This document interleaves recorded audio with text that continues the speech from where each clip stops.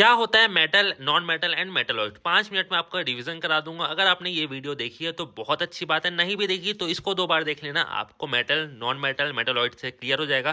पहले भी बोला हूँ, एमएससी नहीं करना है केमिस्ट्री में, ना ही साइंटिस्ट बनना है। एसएससी में जो पूछता है या कॉम्पिटेटिव एग्जाम में उससे जो क्वेश्चन बनते हैं आपको वही बताऊंगा, वही टॉपिक लिखे हैं। तो चलो शुरू करते हैं। तो देखो, सबसे पहले आपको समझना होगा metal, non metal and metalloid होता क्या है। हमारे यहाँ पे टोटल 118 एलिमेंट होते हैं, उसमें 92 मेटल होते हैं, 20 नॉन मेटल होते हैं, 6 मेटलॉइड होते हैं। ये क्वेश्चन आ चुका है तो ध्यान से देखना, ठीक है। Total 118 element, 92 metal, 6 metalloid, 20 non metal. अब जो ये हमारा पीरियोडिक टेबल है, अगर आप इसको समझ गए ना तो आपको तो बहुत ही आसान हो जाएगा। तो ये जो बीच वाला पार्ट है, यहाँ अपना मेटल रहता है ये वाला साइड में, और यहाँ पे नॉन मेटल रहता है, बट एच अपना एक्सेप्शन है, ठीक है। ये चीज़ आपको बस ध्यान रखना है। मेटल कौन सा ग्रुप आता है? S group, D group, P block, और नॉन मेटल में पी ब्लॉक। बट यहाँ पे भी पी ब्लॉक आ सकता है, इतना डीप नहीं पूछता, बट आप इतना समझ जाना, जो हमारी राइट वाली साइड है वो नॉन मेटल है, लेफ्ट वाली साइड है वो मेटल है, ठीक है। ये भी पूछा है। अब यहाँ से एक चीज़ समझो, ये है एक्स कुल्हाड़ी, ये एरिया दिख रहा हो लोहे का है, ठीक है। ये अपना मेटल हो गया, पेंसिल फॉस्फोरस से लग रहा होगा, ठीक है। ये अपना हो गया नॉन मेटल। बट मेटलॉइड में क्या आ गया, जो आप फ़ोन यूज़ कर रहे हो, जिससे आप ये वीडियो देख रहे हो, टैबलेट हो गया, फ़ोन हो गया, ये अपना मेटलॉइड में आ गया कैटेगरी। अब आप इसको और डिटेल समझो, क्वेश्चन क्या पूछता है वो समझो। देखो, ये सब मेटल के बारे में लिखा हुआ है। पीट पीट कर जो पतली सी लेयर बना सके उसे हम बोलते हैं मेलेबिलिटी। कितनी है? तो मेलेबिलिटी सिर्फ मेटल में पाई जाती है। जैसे कि आप सोने को पीट पीट के बहुत पतला कर सकते हो, लोहे को पीट सकते हो, सिल्वर को पीट सकते हो, तो वो मेटल के अंदर आ गया। मेटल डक्टाइल होते हैं। अब डक्टाइल का मतलब क्या है? मतलब कि कॉपर की तार देखे हो, ठीक है। सिल्वर की तार देखे होगे आप लोगों ने, लोहे की भी तार आप लोगों ने देखे होंगे, जो घर बनाते हैं तो गोल गोल गोल गोल ऐसे लोहे का तार बहुत सारा गुच्छे में रहता है, तो वो उसको हम बोलते हैं डक्टाइल इन नेचर। वो मेटलॉइड और नॉन मेटल को हम नहीं कर सकते। मेटल आर लक्चर्स, मतलब कि मेटल में चमक होती है, सोना चमकता है, लोहा भी चमकता है। जंग लगने से पहले आप नया नया सोना खरीदने जाओ वो भी चमकेगा, ठीक है। Metal are solid except mercury, मतलब कि मरकरी एक अपवाद है, बाकी सब मेटल सॉलिड रहते हैं, ठीक है। बस आपको पॉइंट दिमाग में बैठा लो, क्वेश्चन आप बना लोगे, इसके बाहर नहीं जाएगा, ज़्यादा पढ़ने की जरूरत नहीं है। मेटल हार्ड रहते हैं, उसमें भी एक अपवाद है, सिर्फ सोडियम को छोड़ के। सोडियम एक ऐसा है ना मेटल, आप उसको मेटल की कैटेगरी में रखते तो हो, बट अगर आप उसको चाकू से भी काटोगे ना वो 2 टुकड़े में कट जाएगा। तो और यह तो बुक नहीं हो जाता है, ठीक है। आपके लैंग्वेज में क्या बोलते हैं अब आप जानो। बाकी मेटल में एक सोडियम ऐसा चीज़ है जिसको हम काट सकते हैं। तो क्वेश्चन ये पूछता है, इसको रट लो, चिपका लो, ठीक है। मेटल क्या होता है? जो चमकते हैं। मेटल में साउंड आते हैं, स्कूल की घंटी आप बजाओ साउंड आएगा, बर्तन पीटो साउंड आएगा, ठीक है। वो सब मेटल, ये साउंड नहीं लोहे में भी साउंड आता है, सोने में भी साउंड आता है। तो एक तरीके समझो, मेटल में साउंड आता है, ठीक है। और मेटल आर सॉलिड रहते हैं, सिर्फ मरकरी को छोड़ के। मरकरी को देखना वो लिक्विड फॉर्म में रहता है, रूम टेम्परेचर में रखोगे ना हाथ में ऐसे ऐसे गिर जाएगा वो मरकरी, ठीक है। अब इसके बाद हम चलते हैं नॉन मेटल में। नॉन मेटल आर ब्रिटल, मतलब कि एग्जांपल समझो, एक कांच का गिलास, इसको अभी गिरा दो टेबल से टूट जाएगा, ठीक है। एक्सेप्शन है इसमें भी डायमंड, डायमंड को आप गिरा दो नहीं टूटेगा, क्योंकि डायमंड बहुत हार्ड रहता है, सॉलिड रहता है। बट कैटेगरी कौन सी है? नॉन मेटल में। अब आपके मन में लगेगा यार सॉलिड है तो मैं मेटल में डाल दूं, नहीं। एसएससी क्वेश्चन घुमा फिरा के पूछता है, और केमिस्ट्री में एक ही क्वेश्चन आता है, बट किसके किस्मत में क्या आ जाए, इसलिए ध्यान से देखना, ठीक है। और नॉन मेटल रहता है वो poor conductor of heat and electricity रहता है, उसमें भी एक्सेप्शन है ग्रेफाइट को छोड़ के, ठीक है। बस आपको डायमंड और ग्रेफाइट देख लेना। डायमंड किस में? नॉन मेटल में। और नॉन मेटल क्या रहता है? डल रहता है। और एक्सेप्शन क्या है? डायमंड, डायमंड का भी डल रहता है, डायमंड यार बहुत चमकता है, तो वो आ गया नॉन मेटल कैटेगरी में। अब हम चलते हैं टिरिक की तरफ। टिरिक मेटलॉइड रहता है टोटल 7 या 6, जो मैंने आपको भी बताया। अब उसको याद कैसे करते हैं उसको समझो। इसके लिए ट्रिक थी, परमार सर की ट्रिक है। जी आज से सब 13 हो गया। जर्मेनियम जी, ए को दोनों बार काउंट करना, arsenic, antimony, silicon, boron, tellurium, polonium, ठीक है।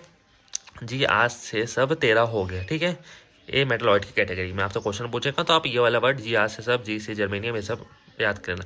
नॉन मेटल को याद करने की ट्रिक है, कल ऑन कर फोन फिर आई बारी। अब समझो कि कल आपका यूनिट टेस्ट चालू होने वाला है, ठीक है। और आपको फ़ोन ऑन करने की ज़रूरत है, क्योंकि आप करोगे चीटिंग। तो आपका दोस्त बोल रहा है भाई कल तेरे को फ़ोन ऑन करना पड़ेगा, क्योंकि कल तेरी बारी आ गई है, कल तेरे को टेस्ट देना है। तो आप याद रखना, कल से ऑन से कर फ़ोन फिर आई बारी, ठीक है। बहुत ही ईजी है, बहुत ही सिंपल ट्रिक है। अब ये कल और कर में कंफ्यूज नहीं है। कर कार्बन, ठीक है, कल कल क्लोरीन, ठीक है, ये दोनों आप समझ जाओगे। Oxygen, nitrogen, phosphorus, fluorine, iodine, bromine, ठीक है, नॉन मेटल में हो गया। अब जितने बाकी सब बच गए वो सब मेटल में आएंगे। तो यार आप तो एलिमिनेट कर दियो, इतने होशियार हो गए हो, और वीडियो को देख रहे हो तो लाइक भी कर देना। अब हम चलते हैं रिएक्टिविटी सीरीज में। अब रिएक्टिविटी सीरीज होती क्या है, अब एक चीज़ बताऊँ, कॉपर, एल्युमिनियम, ये सब जितने भी रहते हैं उसको आग की ज़रूरत रहती है, उसको हाई मेल्टिंग पॉइंट की ज़रूरत रहती है, और वो हवा में रिएक्ट थोड़ी कर जाएंगी। अब आप सोने को रख दो यहाँ पे, थोड़ी हवा में रिएक्ट कर जाएगा, बट आप पोटाशियम को रख दो, वो कोल्ड में रिएक्ट कर जाएगा, हाईली रिएक्टिव रहते हैं। तो ये जितने हैं ना ऊपर वो हाईली रिएक्टिव है, नीचे लेस रिएक्टिव है, ठीक है।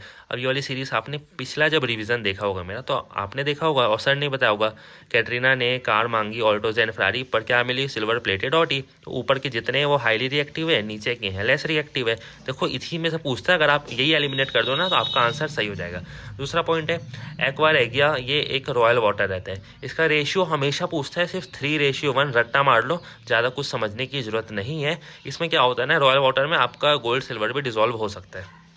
अब कोरोसिन, जिसको आप जंक भी बोल सकते हो, पर ये जंक एक तरीके का ही रहता है। सिल्वर में जो जंक लगता है उसको हम ब्लैक कोटिंग बोलते हैं, कॉपर में जो रहता है उसको हम ग्रीन कोटिंग बोलते हैं। अगर आपके घर में तांबे का बर्तन होगा या जग होगा, उसको देखना, आप रात में उसमें पानी भर के छोड़ोगे और सुबह देखोगे ना, वो तांबे का बर्तन यही कलर का रहेगा, ब्राउन कलर का, और उसमें ना green green green green green green काई काई लग जाएगा, जंक लग जाएगा, ठीक है। आयरन में रेडिश ब्राउन कलर का लगता है, देखो ना लोहे के जाली में जंग लग जाता है, रेडिश में फिर धूल टाइप का हो जाता है वो।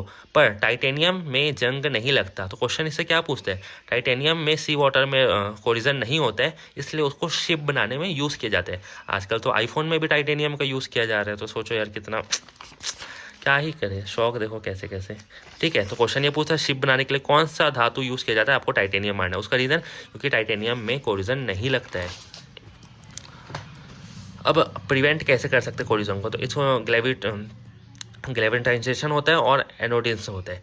अब इसमें ये इंपॉर्टेंट नहीं है, इंपॉर्टेंट ये है इलेक्ट्रोफाइक मेथड, इलेक्ट्रोलिथिक मेथड।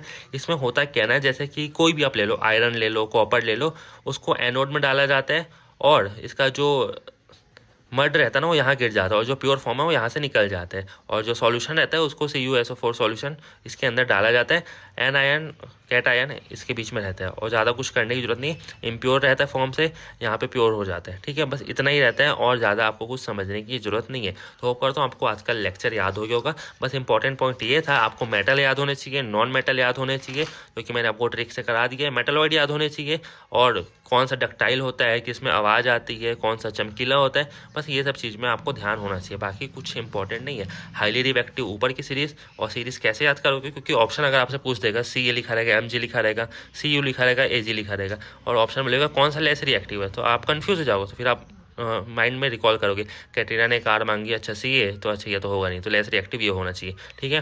एक्वा रेगिया क्या होता है, एक रॉयल वाटर रहता है जो कि गोल्ड और सिल्वर को डिजोल्व कर लेता है। क्वेश्चन ये पूछेगा गोल्ड सिल्वर, नहीं पूछेगा तो 3:1।